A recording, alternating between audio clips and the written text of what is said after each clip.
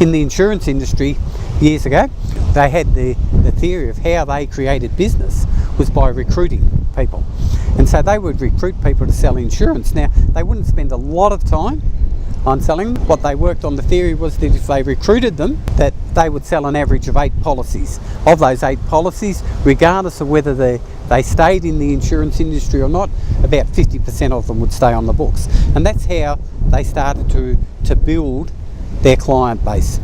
And then over the time, they found that they had some salespeople that were very technically correct and knew the products backwards, but couldn't sell. And then they have other people that weren't technically correct that would go out and sell on emotion, and people would buy products. And so what tended to happen was, as it developed and they needed a manager for a branch or a section, they would say, oh, that person's very technically correct and they know the product, so we will make them the manager. And I can remember that at the time, quite often that would come up, there was this thing that they called the Peter Principle. And the Peter Principle was that people rise to their own level of incompetence. So in other words, they would rise to the manager, and they weren't good enough to go any further, but they weren't bad enough to sack. So they would sit there and they would move them sideways and juggle them around. And in business, I think that's one of the worst things you can do. Like, you want people that can always grow and develop. And in the insurance industry, one of the things we used to talk about a lot was selling tangible or an intangible product. And one of the things I always believed, it didn't make any difference. You see, people don't buy a tangible product like a car because of the functionality of it.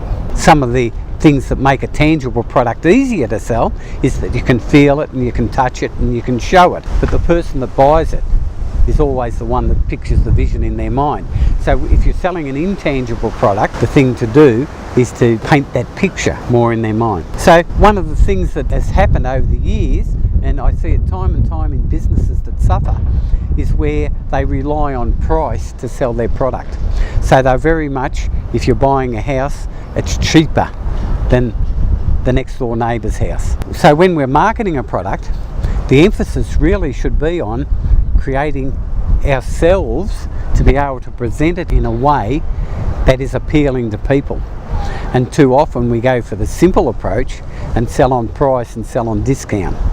And when you sell on price and sell on discount, you're cutting down the profit margin of your business, and you're not able to give people the same service because the same profit isn't there. And that's one of the risks that we look at in business, and we should be putting more emphasis, I think, on that marketing ability of how we market our business, not just the raw profit and the bottom line. And there's been an overemphasis for a number of years on profit and price as opposed to quality and being able to market it. And it becomes a lot simpler for us to sell it on price, but really we do ourselves a disservice.